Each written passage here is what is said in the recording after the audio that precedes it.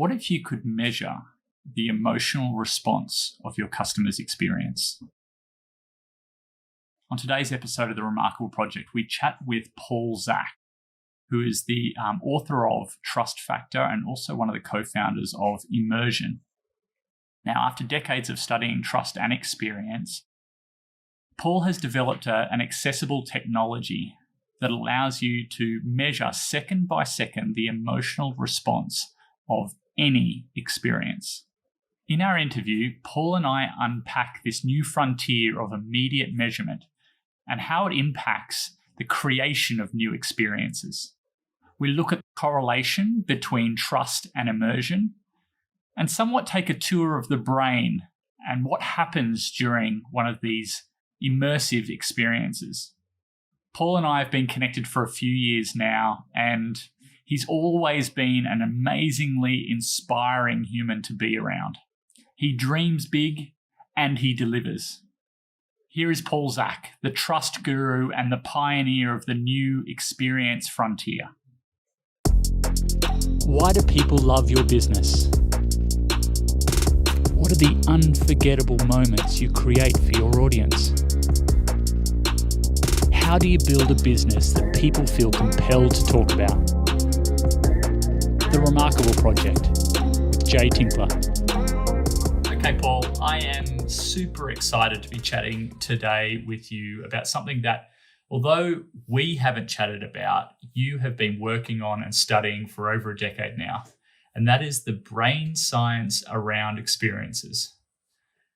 But before we get into it, I want to know at a very top level, I'm curious about your interest in this topic and I guess why organizations need to be focusing more on experience. Yeah, it's a good question. I mean, we actually started this in my academic lab on looking at extraordinary experiences, like experience of awe, of wonder. And then I read what I still think is my favorite business book, which is The Experience Economy by Pine and Gilmore. And I said, oh, yeah, of course, duh. Consumers want amazing experiences. And, Joe Pine's become a friend over the years. And, what I told him is, I think what's missing from that book is measurement, right? There's no, other than rehearsal and getting some feedback from your friends who are going to be nice. And so the problem I was focused on for the last about 10 years was a problem that will not surprise you, Jay, which is that people lie. And they lie because we ask them questions that are unfair. How much do you like this customer experience? Do you like this ad that we're thinking we're going to put out on the internet? I think it's the wrong question, right? So I don't care about liking, although it's nice if you like something. But the research we've done shows that self-reported measure of liking are negatively related to measures of impact like buzz, social media posts, even sales bumps. So liking is the wrong question. And it's a wrong question for a good neurologic reason, which is your brain is a energy hungry organ and it's lazy. It just wants to idle. So if I can create an extraordinary experience, I can bump that brain out of idle mode and into like, oh my God, this is the best thing ever. And now I've actually created an experience that has high emotionality. And that experience is tagged in the brain in a very particular way, just like birth of a child or some car accident you see, something that's highly emotional. It's actually saved in a very special way. And it's enjoyable, but it's also something we remember. So that's why we post to social media. That's why we talk about it with word of mouth. That's why we become loyal customers, because we have this amazing experience. And so, yeah, the problem I wanted to solve was, what are the neurologic signals in the brain that are associated with extraordinary experiences? And so if give me 60 more seconds, how do I know it's extraordinary if I don't ask you? And the answer is, I can observe you, right? So we created many experiments where we gave you an experience, and then we saw if you took an action afterwards, and that action had to be difficult. Donate money to a charity, email your congressperson about the environment, buy a product. It had to be something that wasn't gratuitous. It's something you actually had to think about, and it took time or energy to do. If you did that, they would say, okay, well, that somehow that shook up your brain enough that you actually did something, or half the people didn't do it. So what would the difference between that? And then Always want to thank the US taxpayer. So eventually we got funding from DARPA, from the US intelligence community that was also interested in what people would do after an experience or a message. Okay, I'd like to go back to something you said, and that is that people lie because we ask them questions that are unfair. Is part of that unfairness the fact that we are asking them to, I guess, consciously answer to what is an emotional question? Yeah, it's a great question. I call this the Freudian hangover. We think from Freud that if I just poke you in the right way, the unconscious will become conscious. Mm, Actually, that's not the case. This is like asking your liver how much it enjoyed breakfast. Like, well, that's just dumb. So somehow we think that because our brains produce language, that we have some insight into the 99% of brain activity that is unconscious, and we just don't. So mm, again, if you force me to write down a number between 1 and 7, I will do that because you made me do it. It doesn't accurately represent, what's going on in my brain. Just like this whole literature from Paul Ekman on so-called microexpressions that are supposed to show emotions, turns out not to be true. Not that we don't show emotions in our faces, but there's just no evidence that there's any consistency in that. So we really need a technology that allows us to pull out this activity that's in these evolutionarily old parts of the brain outside of conscious awareness that tell us that something amazing happened. And we really want the amazing, but we often don't want to work for it, right? We'd love it if it fell into our laps. So again, in the experience economy, Joe Pine will say, well, our metric is time. If you pay, the more time you pay for, the better it must be. That's pretty reasonable. It doesn't tell me that it's like a 0 1 variable. It doesn't tell me the value of that experience. I don't think time is the best metric. mm. Long story short, we found a number of signals in the brain that together tell us that this experience is so mind blowing, so powerful, so valuable that it motivates action. And that has two components. One is a dopaminergic attentional response. I've got to attend to it. If I'm sleeping, I'm looking over here, I'm not going to have a great experience.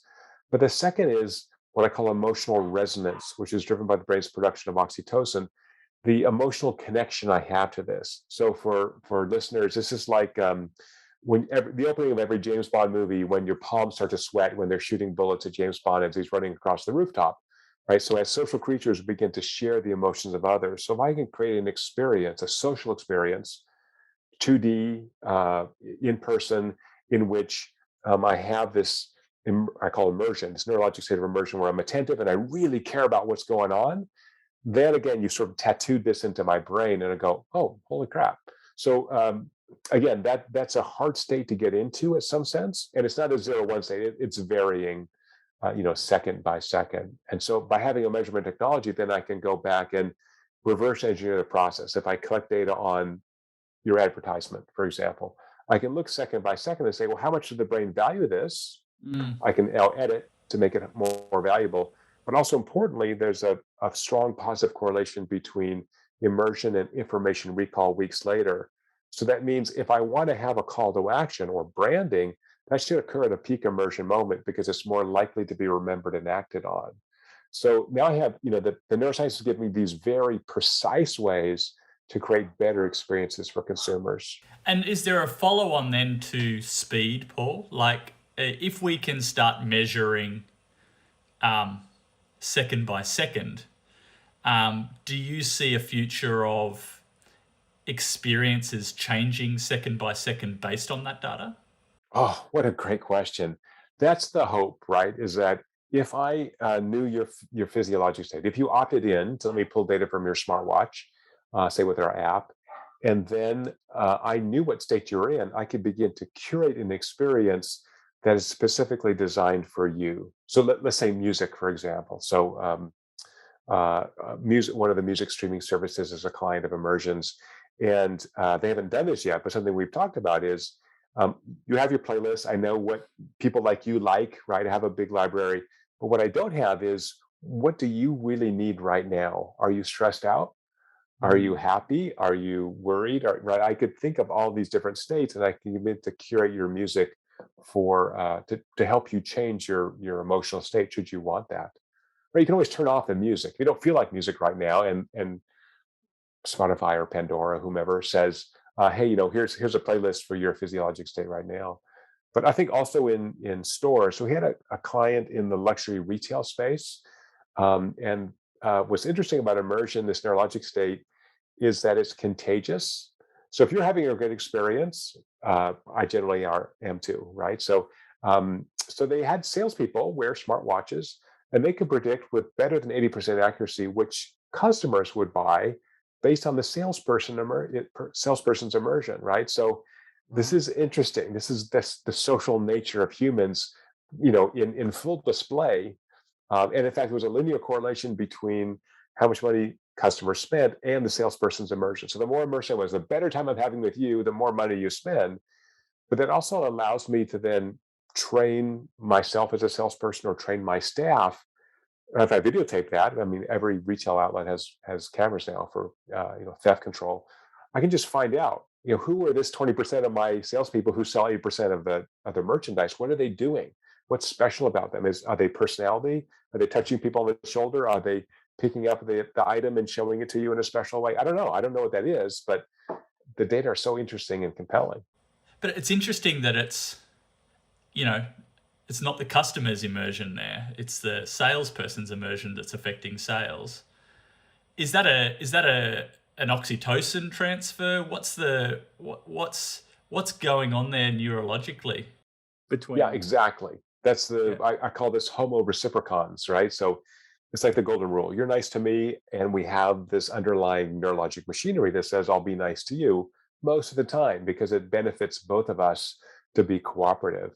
Mm. So the pathways for immersion and trust and caring are all very very similar. You have little bit of differences on the edges, but yeah, big oxytocin response where this is a reciprocal effect, right? So most of the variation second by second immersion is due to the oxytocin response, not the dopamine response. And so dopamine kind of opens the door, but it's the connection, it's the caring, it's the kind of social value that really drives this. Okay, interesting. So I want to change tack a little bit. With everything that's happening with COVID, it's interesting, I guess, watching organizations adapt away from face-to-face experiences. And obviously we're all just trying to do our best in very, very difficult circumstances, but it also feels like there is a gap or there isn't much creativity happening around how we adapt. Is there a different way we should be thinking about experience in an online environment? Yeah, I think it's more difficult in the 2D space in which we have a screen. Yeah. So Zappos is a longtime consulting client, and dear Tony Shea, who started Zappos, died sadly last year. Um, but Tony said to me, when you call us up on the phone, it's an amazing experience, and we know that, we track that, we have metrics. But our website may as well be Walmart, Mm. right? How much can you do on the website? So I think in the B2C space, there's work that we need to do to make that more engaging. So certainly there are AI pop-up bots that I think are getting us partway there, right? So it needs some help. And you always name those. They're nice names like Jay. Hi, my name's Jay. I'm your chatbot. Can I help you find something? And then potentially having a real human engage as well. And I think it's using the caring language or the service language. How can we make your life better? So this I work a lot in psychiatry. I give a lot of talks to medical doctors, and they said my top 10 list of stuff not to do as a medical doctor. The first thing is, don't ask me where it hurts. Ask me how to make my life better. So we think about in any business, right? Why are you coming into my shop, or why are you going on my website? You want your life to be better at some level. So let's start with that. Mm. What solution do you need? One of the great exemplars of this, by the way, is a U.S. company called the Container Store Mhm. that makes really, really nice containers that cost some money, but they're a service. Even though they sell merchandise, their value add versus going to Walmart and buying something plastic is service. And so they will ask you, why are you buying this? So you're looking at this, whatever this item is. I'm looking for more things on my desk. You're looking at cups. What do you need? Oh, well, I'm having. I just graduated from college. I'm having my first dinner party. I want to have matching coffee cups for after dinner. Okay, great. Do you have silverware? Do you have placemats? Have you thought about the tablecloth? Right. So now do you Mm, have, what kind of table do you have? Oh, this is for your boss for your first job. mm, Okay, good. Would you like a rug? Now I have a much more interesting conversation. Now I'm upselling this person for sure, but from the person perspective, they can say no. They got a brain, but I'm giving them a much larger range of options. So I don't think we do that very well online, where we inquire about the reason for something as opposed to the what. The why to me is very important.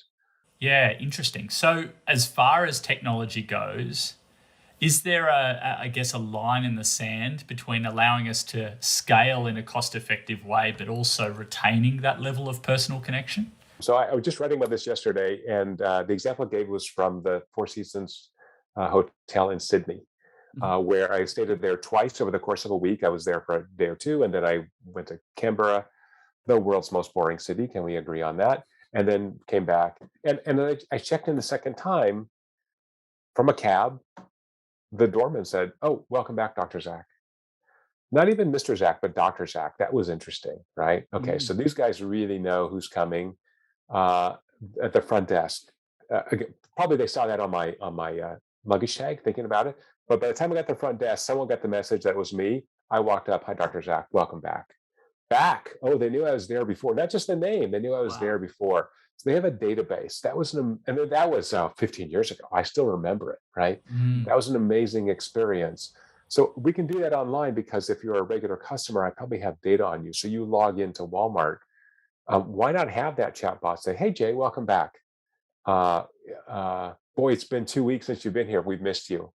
Even if you know that's a chatbot, it still gives you that kind of a little emotional feeling, right? So and not you and I, Jay, because we're very macho dudes, but I've heard that people sometimes cry at the end of movies. What's that about? That's a 2D thing. What was so again, that chatbot can make a real emotional connection. Our brains don't seem to care whether it's a real human or it's an automated or simulated version of real humanity. So as a start, let's begin to customize that. So that's customization at scale. For me, because I have a technology to measure your emotional responses, I would love to say, hey, when you download the Walmart app, we actually have underneath it, say the immersion technology or some other technology that measures the emotional state you're in. So if you come into Walmart and I see that you have very low psychological safety, something we measure physiologically, the first thing I want to do is ask how you are.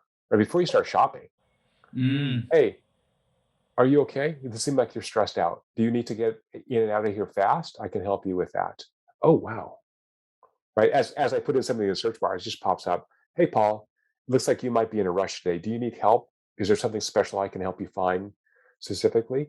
Or would you like to talk to a human right now? Oof, that'd be great. Now, again, it's customization at scale because not everyone needs that. If I'm going to the Walmart site, I just bought a bike for my daughter who's going to college. Not so hard. I'm in no rush. Looking for, there's 10 kinds of bikes. No big deal. But I can imagine that I'm a single dad. I'm working two jobs, and I got to find something my daughter can ride around campus, and I got to be cost effective, right? So I could probably spend a lot of time searching, or I could have something guide me because it sees that I'm stressed out and I could use a little bit of help, right? So anyway, I think that's customization scale. And then the other part of that would be also knowing uh, whether you're ready to have that experience. So again, psychological safety is the precursor to trust, to immersion. If I don't have so little bandwidth that I just can't actually enjoy this movie, this play, this shopping experience, this video, the first thing is to resolve that. So I could do that by taking a timeout, having something Google does, meditate for 3 minutes quietly before the meeting starts, just kind of get into that space. We do this in theaters, right? We lower the lights, right, slowly. We get you Yeah. in that mood. We isolate you from the rest of the world. We don't want people talking in theaters. We don't have phones. We want you to be immersed in this experience. So why don't we do the same thing in stores? Wouldn't it be great? Have a little dimmer. Maybe some stores do that, but having kind of dimmer lights, having these especially large department stores that have little booths. Like the jewelry area often is separate because it's a higher purchase point, and so have it be quiet, have it be separate music, maybe dimmer lights, right? So, create a setting that can increase the likelihood that the experience will be emotionally valuable to you. Okay, wow. There's a lot to unpack there. But I wanted to touch on trust and psychological safety. Now, for those who don't know, apart from almost a decade studying obviously immersive experiences, some of your study was around, or a lot of your study, and a best-selling book was around the topic of trust and human connection. Can you walk me through how some of your trust study aligns with what is happening for us during an immersive experience? Yeah, right, great question. Um, Let me do it on two levels. So, sort of psychological level, then neurologic level. So, Mm. psychologically, if I have low psychological safety, I don't have a lot of bandwidth in my brain, and I need sufficient bandwidth to be able to connect to another person, to begin to trust that person, say a salesperson, or a colleague for that matter. And so if I don't have that psychological safety, then I'm just not. I don't have the underlying capacity to do this. So Mm. the neurologic mechanism is that high levels of stress, particularly the neurochemicals associated with high levels of stress, inhibit the release of oxytocin.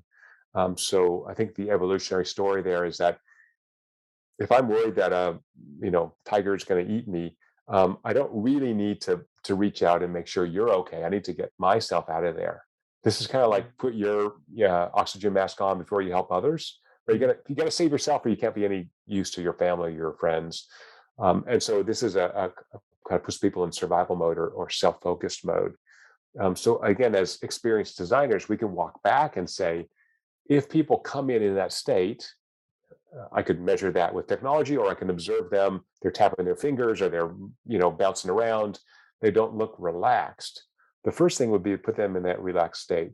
The first, you don't want to jump right ahead and go, "Well, you trust me because you're going to buy insurance from me." It's like, "Hey, you know what? How about a cup of tea? Mm. Do you have time? I'd like to spend half an hour talking to you. Can we have time for a cup of tea?" It's a wonderful British invention, right? So it's less about the caffeine. There's not that much caffeine in tea. It's more about the hospitality, about having this be a ritual that says, we're going to spend some time together. I want to give you this little gift to make you comfortable and show Mm. you that I care about you. And then again, in this world I call homo reciprocans, right? Then that activates this oxytocin release, hopefully in me, that reduces my stress level. And now I'm much more willing to form a relationship, trust you, have a great experience. So again, I think we do this, Jade. I think the difficulty is online. I think in person, once you're over, I don't know, 15, those kind of subtle cues that can tell if someone's really stressed out. You can kind of see that. But online, it's hard to tell, right? How Mm. stressed am I right now? I don't know.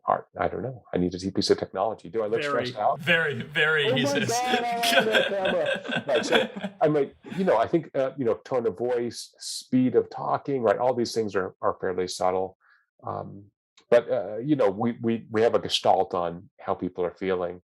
So I do think, as you said, it's thought that trust, these emotional responses are somehow squishy, but certainly the science our lab and others have done in the last 20 years showed that those emotional responses are essential for people to make decisions, like buying decisions, right? Just showing me I'm looking for more items, just showing me a phone and talk about the functions of that, I may or may not buy. But if you can show me like, this is the world's best iPhone because it has blah, blah, blah, blah, blah, and it can do things that are going to connect you to other people, blah, blah, blah, and I'm excited about it as a salesperson, now I've emotionally tagged this. Your brain goes, oh, this guy's a human. He's excited about this. That contagion effect tends to, get picked up. Like, oh, either this guy is the world's best BSer in the world, or this really is the best iPhone. So is that why, I guess, is there a connection between getting really clear on your purpose or passion then to being able to make true connection with our customers? Yeah, I think that the neurologic story behind that, which is the space I'm most comfortable in, would be that in biology, we would call this an honest signal. It's Mm. very difficult to fake true emotion about something, right? So this is like children who smile in cameras, and like, right? It's not a true smile. It's called a Duchenne smile. Your eyes crinkle, and like you have right now, you have a genuine Yeah. smile, right? Um, so we pick up on those cues. So if I'm passionate about this, I look, this is an amazing piece of technology. I got mine a week ago. Oh my God, changed my life. Let me tell you how. But Mm. I'm not even selling you anything. I'm just telling you what an amazing experience this phone gave me. So yeah, I think it's an honest signal. And if you can align a culture of an organization with that purpose, then you get Mm. high discretionary effort. Then it's not hard for me to sell something. I don't know why I'm focused on selling, but I'm excited. I put in discretionary effort. That's the term of art in organizational behavior, right? I want to do this thing really well because I have a trusted team of people that depend on me and have my back. Mhm. And I understand what we're doing is so important for the world, right? It's helping people somehow. And that's why eventually they're going to pay for this good or service because somehow makes my life better as a consumer. But if I, as the provider of that good or service, am excited about it, even better. A great example would be sort of the Genius Bar at Apple. First of all, calling these guys geniuses brilliant, right? That's aspirational. So now Yeah. I walk into the Apple store, damn it, you better be good because you're called a genius, right? And it says, but they're here. The geniuses are going to help you. What a wonderful gift that is. I got a person who's, and they actually are very well trained, as you probably know. So I set this aspiration. I got to fulfill that. But they tend to be young. They tend to be nerdy and sweet, and it's just amazing. There's an energy in Apple stores that you don't get, for example, the Microsoft store or Best Buy or wherever you're shopping. And I don't know how Apple bottles that, but I think part of it is the passion for the product.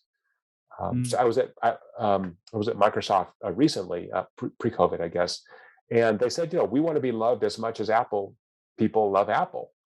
And they have a whole storytelling group. They have they're really working on that brand story that it's not just functional. It actually is amazing technology that can do things maybe in ways Apple products don't do, but do them, at scale. So I think, that building of that, I call that brand love, right? I think that's the goal for brands. I want to be loved. So I had to call Apple today. I had these AirPods, didn't work. And had a nice conversation, and he goes, "How many AirPods do you have?" I said, "Well, I bought 3 myself. I bought a couple for my kids." He goes, "Oh, you're hardcore." I said, "Yeah, well, I'm just an Apple guy through and through." And I said, "I Yeah. started using Apple in I'm old, in the 1980s." Yeah. And this Yeah. guy was 22 years old. He goes, "What did you have?" I had an Apple too. And he goes, "You're kidding me. Those things are dinosaurs." So I don't have it now, but in the 80s, this was like a really cool thing to have. And I'm Yeah. a nerdy person. And so, can I have that conversation if I called Microsoft help? I don't know. I've had some old PCs, but it wasn't that kind of brand love. It wasn't that connection. So I think, as again, we're back to experience design. If I can create an environment where I'm allowing people to have the experience, psychological safety first, and then create an amazing, warm, genuinely emotional experience, as you said, with that true passion, um, that's just a unstoppable combination in my view. What's the connection between immersive experience and community then? Like, is there? Can you draw a conclusion then that they're more likely, taking your Apple example, to be advocates, be stronger community members, or is that? Yeah. So in the sort of employee performance space, what we find is that there are moments in the workday where people have these peak immersion experiences that are associated with joy. So they're really joyful experiences. Mm. Um, what we have a number of clients using our technology doing is essentially mapping those out for their employees so that we can give you more of those. So those are not you coming in being happy. It's that I did something, I felt really great about it. So I was immersed in this experience so much that I had this almost like a flow state where I had this like I just lost track of time. It was really amazing. And so I think that's the way to do what I call neural job crafting. Mm. If I had a catalog, Jay, of what you love to do over the course of a month or 2 months, and I could have a talk with your supervisor if you had one, and say, hey, this is what Jay loves doing. He really loves the accounting. He loves working numbers. Meeting clients, not so much, or whatever. I'm making this all up. All right. Then I can give you more of the stuff you love doing, and you're going to perform better. You're going to put that discretionary effort in. So I think that's the way this technology can be used. And then I'm really not only hiring for culture fit, but I'm hiring for almost self management, right? Because because when we measure at the level of the brain, you can't lie. I can't tell my supervisor that I love accounting if I don't. Now, Mm. if I need to do accounting, if we're short somebody, I can. I can do a little accounting. I don't care. I can do it. Do I love it? I'd much rather talk with you. That's much more fun for me. You Mm. can just tell. Just look at me. Are we having a ball? Sure. I was doing accounting before I talked to you. It was painful. Okay. But for accountants, no. And people go into accounting, right? They dig this. They like when everything works out, and they like the strategy and saving taxes. And I love my CPA. He's awesome, right? He does stuff I just don't want to do. So he found that niche. But I think a lot of us, particularly younger people, they get into a position, and it's just a job and not a vocation. It's not a passion. And so helping people find that, I think, is really wonderful. Yeah, totally agree. Now, we have been skirting around the edges of your new technology that helps us with the whole measurement piece. Can you take us through your immersion technology and how it helps us to improve experiences? Oh, thank you for asking. Yes. So again, in the last 20 years, we did a ton of published science that anyone can find. Just Google Scholar me, and measured a couple hundred signals in the brain simultaneously to find combinations that would tell us we're having this extraordinary experience. And once we did that, we used pharmaceuticals. We can actually activate these pathways using drugs and show that we can actually increase the enjoyment of the experience, increase the actions that we're looking for: purchase, share, remember. Um, and so we've established where these pathways are. And what we've done in the last 5 years is, instead of having to wear a big helmet or take blood from your arm, which I've done 10,000 blood draws in the last 20 years, Jay. Can you believe that? That's a Wow. lot of blood. Is that we actually can take the signals from these cranial nerves that innervate your heart. So any wearable like an Apple Watch or a Fitbit that has a heart rate monitor, we've written algorithms that we don't care about heart rate, but I can infer from a heart rate, which is controlled by the brain.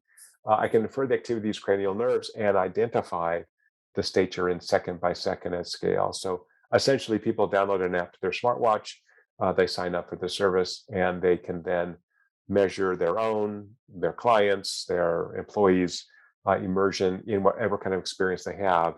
And the goal there is to reverse engineer so that we can create better experiences. So if I measured, let's say I'm have a retail store, right, and I had invited 50 people who came in to wear a wearable. Hey, while you shop, we'd love to get some data from you. Here's a coupon for $10 off if you buy something. We just want to see what the experience is like. And I can find out that as people go through this area, this is really immersive. This display is working. This area, not so much. Again, that level of granularity is very difficult to get on self-report, even if self-report were honest. Then I can go back and go, okay, so here's the things I want to fix. Or I want to A/B test, change this thing, and I can do that very rapidly because I'm getting this data in real time, and I can just continually improve this experience. So this is, again, very much the experience economy. Design, test, refine, continue, but I don't have to depend on your inaccurate self-report of what you liked or didn't like.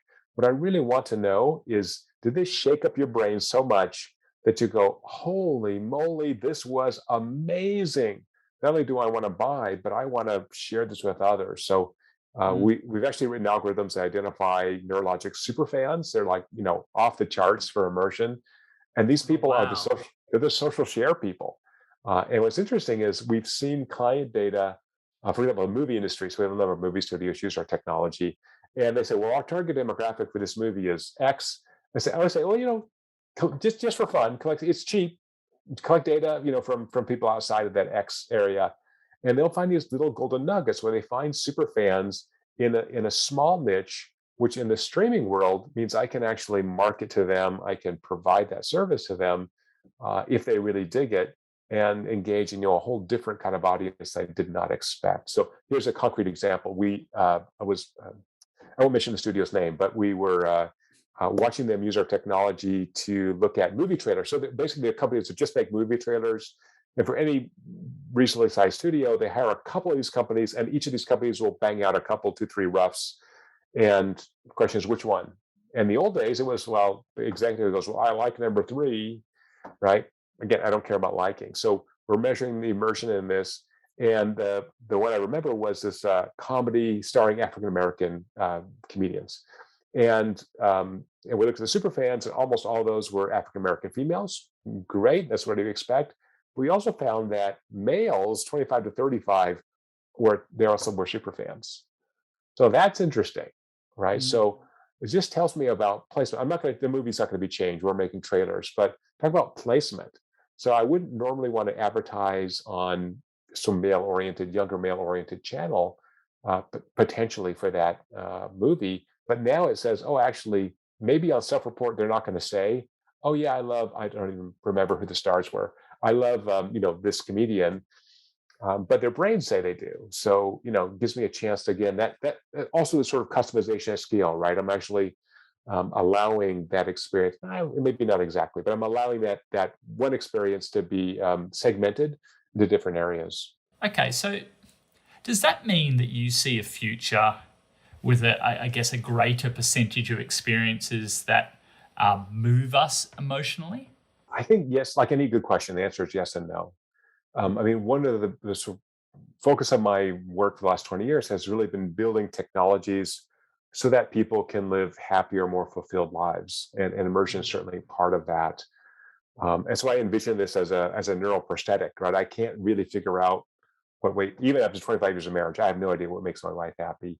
But if I had a piece of technology that said, hey, your wife's having a really bad day, pick up flowers on the way home, imagine how much better my relationship might be, rather than my little brain on the way home and stuck in traffic, and then my wife's cranky and I'm like, ah. But if I got a message saying, hey, your wife had an awful day, take her to dinner, right? So that's the way I see these technologies. But I don't think we want to be at maximum immersion or joy all the time. So what we see in longer form experiences like movies is a modulation of that emotional experience because it is metabolically costly. And we're back to the lazy brain metaphor. It's metabolically costly. So what we do in 2-hour movies or in novels for that matter is you have multiple storylines that vary the tension level. So you can think of immersion as tension. Those are very similar. Right. So I want to give you a little break. So when we look at these data, they're almost always a sine wave. Yep. Right. I want to kind of modulate in and out. So I think for experienced designers, for marketers, for amusement park designers, right? You want to have that anticipatory stage. You want to build up to this. You want to have an amazing experience, and then a kind of refractory, recovery phase. So we really don't want to keep you at this kind of peak immersion moment because it's just too exhausting. It's like the only exception to that is like slasher movies that only teenagers see, right? Where you just it's not interesting to most of us, right? Where I'd rather have that comic relief, that variation, even live events. So you've spoken at TED a number of times, and if you look at the way TED designs the blocks at their conferences, they'll have usually 4 speakers, and then they'll have some kind of entertainment, song, dance, something. So Mm. that's the palate cleanser, right? That's a little, and then a break, and then the next set of speakers. Because if you have these great speakers and you're in house, it kind of overwhelming. You're just like, oh man, that guy was great. Okay, here's another one. Oh, that guy was great. Oh, this woman was amazing, right? So I think it's kind of a smart design. So our client Accenture that's been using our technology for to optimize the training. Accenture provides their employees with $1 billion US of training a year, and they Wow. never had a good metric to assess as they change these trainings. Are we getting better? Are we getting worse? Other than the self-report that we agreed is not very good. So they've been using this for going on 4 years now. And they found that people cannot stay immersed in a training, no matter how good it is, for more than 20 minutes. Mm. So they're doing smaller chunks, more breaks, more participation. So in the sort of B2C setting, this could be almost the IKEA effect, right? Where I'm going to have you work on something. So here I'm going to present something to you, world's best phone, and now I'm going to have you actually do some customization on your own. So now you have a commitment to building that process. It's a little bit of a break, right? Now you get to know this new thing that you might buy. You don't have to buy it. You're still just playing with it. But how would you set it up? What colors would you have? Blah, blah, blah, blah. Right. And then, okay, now come in and go, okay, so if this were your phone, this is what it's going to do, or whatever you're presenting to a customer, and then have that peak immersion moment. And that's when you would want to close the sale when they go, oh, holy moly, it's got my picture on it, and it's got all my contacts are already in here, and I don't know, does 4,000 different things, comb my hair and brush my teeth, and Yeah. whatever those things are. So that would be an amazing experience. But again, I think you want to modulate. Yeah, it sounds like, if I'm hearing you right, that the gaps are as important as the immersive experience, is because of the easing into something immersive and having that heightened experience, and then coming out of it and having a rest state. Even, I guess, for people who are doing it in a lo-fi kind of way, it's probably pretty important. Yeah. Yeah, neurons fatigue just like muscles fatigue, and they fatigue in the course of seconds. So if I'm really working these neurons hard, give me a little break, then bring me back, and then I want to modulate again that peak where I'm like, okay, this is the best part of the experience. Again, maybe on average because I've got data, or for you personally, then I can. That's when I can kind of move you or influence you or persuade you to do something. But again, people have brains. There's no brainwashing here. We're just trying to use technology to create an amazing experience for you. And those are experiences that we act on and remember. So I can show you the best commercial in the world for diapers. If you don't have infants at home, it's just amusement for you, right? So, Yeah. and that's okay. But if I'm going to sell diapers, I might as well sell it as well as possible. So this is called the Remarkable Project. So it's all about how you build a business that people feel compelled to talk about. You've talked about memory and how your technology can start to draw a connection with what parts of the experience people will remember. Um, are we at a point where we can start to measure what parts of the experience people will share? We find in particular that immersion super fans have a much higher likelihood of sharing Mhm. than are folks who just had an okay experience. So I think what's interesting about the research we've done on the super fans is that they are so passionate about what they're doing that they want to help. So again, think of immersion as tension. If I got this tension in my brain, I want to dissipate that tension in some way. And so for these individuals, they want to help spread the word. So give them an opportunity to do that. But don't let that tension dissipate. Do it now. They've just bought the world's best phone. Mm. Hey, give me a chance to. Do you want to share this on your social media? Take a picture of yourself with your new thing. Well, that's my doggy. Take a picture of you with your new thing and share this, right? Or share your favorite picture. So I think it's uh, the call to action is often always at the end. What we found when we look at immersion data that often, say in a commercial, that the immersion peak may be more towards the middle. And so you can have, especially when almost everything is now streaming, you can have that call to action in the middle and maybe again at the end. So again, movie trailers are a great example. So usually about 2.5 minutes, theatrical movie trailers. Um, all the important information generally is at the last 10 seconds. When it opens, the name of the movie. But we see that the immersion peak often is in the middle of that when, the boy gets the girl or the explosion goes off. So, have that branding. So if you look at really smart advertisers, they will do, for example, product placement, subtle product placement branding throughout their own commercial. So I remember one of the large US life insurance companies was measuring immersion. So again, we're software. I don't always see what people are measuring, but on when they onboard, we do. And they had a really nice commercial for life insurance. And they had at the immersion peak, they had a branded vehicle with their logo on it, with a Mm. insurance agent helping somebody who had a disaster or something. So that was great. And at the very end, then it had call now to get a quote or whatever. But so that's perfect, right? You can do this subtly. It doesn't have to be the actual click here, although that wouldn't be bad either. But it can be again that sort of burning it into memory. So I think that's the level of granularity where, again, 95% of people who watch the commercial are not in the market for life insurance. But for Mm. the 5% who are, why not make it as easy as possible to get the lazy brain out of homeostasis and go, oh, holy crap, these guys are really serious because they have a car or a van or a truck that goes to a disaster zone and helps people who are injured or whatever. Right. That's the message you're trying to convey. So I'm hearing that there's also an ability piece from a from a sharing perspective. Is obviously immersive experience, but then giving that customer or that viewer or that audience member the ability to be able to share it easily as well. Yeah, reduce the friction. Put the link right there. Click Yeah. here to share it on Twitter or Facebook, whatever you're doing. I want to ask you a bit of an off-script question now, and that is through all of the data that you have collected and the experiments you've run with this new technology, have there been anything curious that's come up that you go, I didn't see that coming? Has there been any sort of heaps? I'm guessing, yeah. Yeah, dozens. Okay, right. Give me an example. Give me one. Full length movies are extraordinarily hard to create.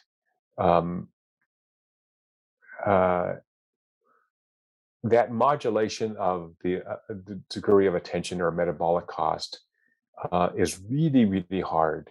Um,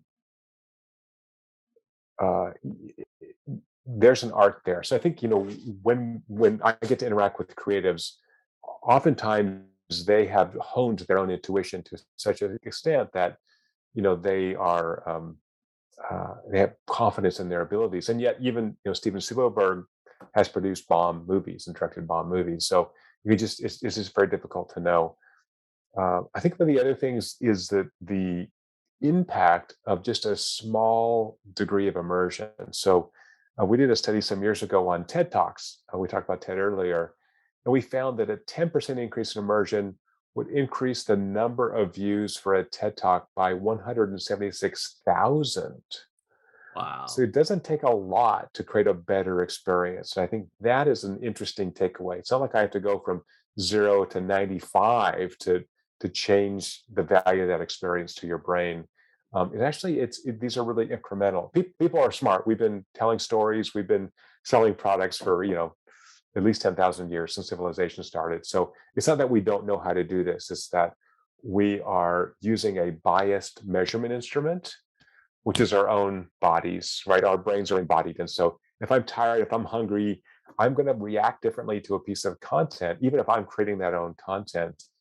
And so, yeah, I think I'm a technology guy ultimately. So, I just think we need to, I'd rather get objective data to complement all the skills, all the intuition, all the training that these amazingly creative people have. It doesn't replace these people. This is not some giant machine that cranks out content. I don't know how to do that. I don't think anyone can. But to take something that's okay and measure it, improve it, make it better. I'm writing a new book, Jay, and wonderful book by Stephen King. One of the best books on writing I've ever read, called On Writing. It's about 120 pages.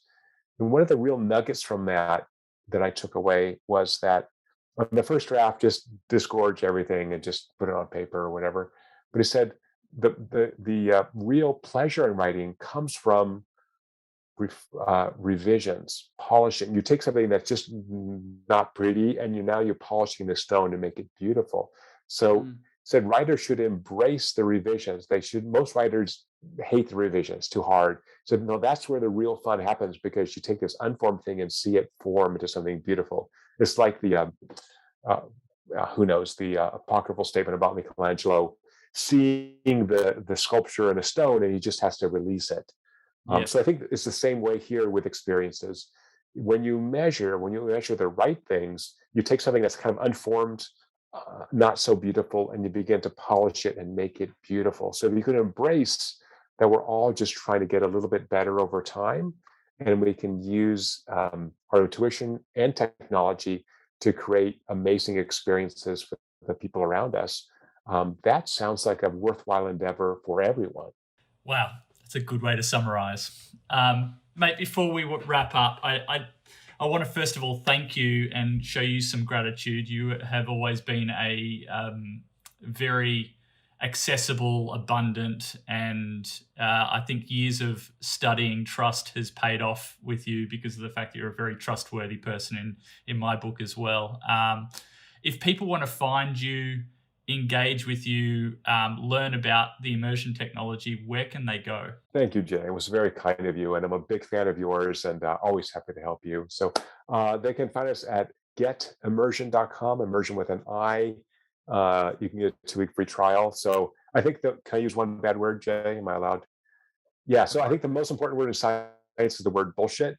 So science is about getting rid of bullshit, right? It's about, that's why we replicate, we have transparency. So same thing. If anything I said sounds interesting or insane, call my bluff. You try it yourself. Doesn't cost you anything, and just see if this is fun for you and it's useful. Awesome, and love to hear from you. You can email me on the site as well. So thank you Yeah, cool. so much, Jay. What a pleasure. Awesome. All right, my final question to you. After years of studying trust and experience and challenging businesses and organizations around how to create better experiences, how do you build a business that people feel compelled to talk about? That is the key question. And I think the key word you said is build, right? So I think it's by having, as you said, people who are passionate, employees who are passionate about this, and allowing them to share that passion with your customers.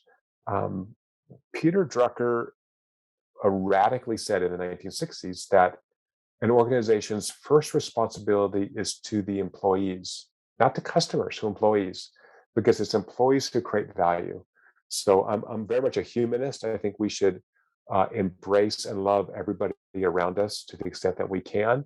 And so if you share that love, if you share that passion with these employees who are building a business, if they wear that sweatshirt on the weekend with your logo on it, I think you'll become remarkable, and that'll naturally get absorbed by the customers. So I think it's really capturing the passion. Amazing. Thank you, Paul. Appreciate it.